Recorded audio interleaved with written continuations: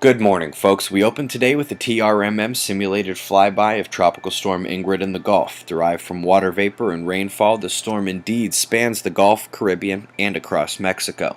It's even difficult to distinguish the boundary between it and newly formed Tropical Storm Manuel off the other coast of Mexico. Something important to keep in mind: for over 2 weeks we've noted how much the forecast tracks for development in the Eastern Pacific and the Gulf don't look too far off from the direction of moisture coming off the two. Been heading north for days and days from storm after storm, and literally, it's those tropical storms that's causing the flooding out in the western states. Umberto, what the heck are you doing out there? You going to Europe?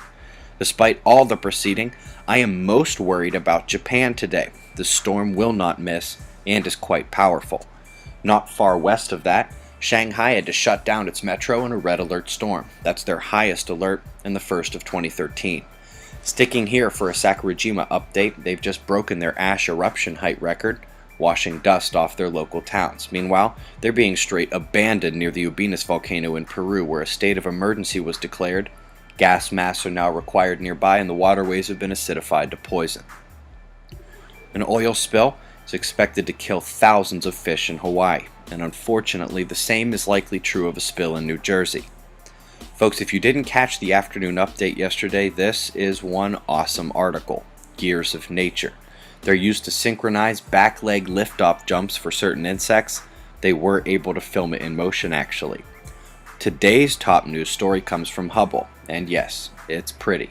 Yes, the universe is fantastic, but this article makes a leap forward to make determinations about dark matter.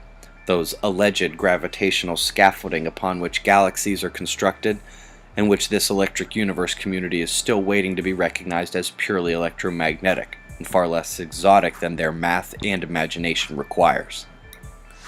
Words of encouragement for our star. Come on, buddy. No sunspot threats, development, or flaring to speak of. We're still near A range. Pretty sad. The solar wind speed is rising to continue our moderate coronal hole stream, but density falling away means the geomagnetic disturbance is over for now. Can you guys spot Mercury? He's trying to hide his magnetic connection as we expect him to come further onto Earth-facing position in the weeks ahead, while Mars should continue across the backside and eventually emerge on the right by early 2014. We have no current proximity warnings. Folks, the current coronal holes are actually gaining power.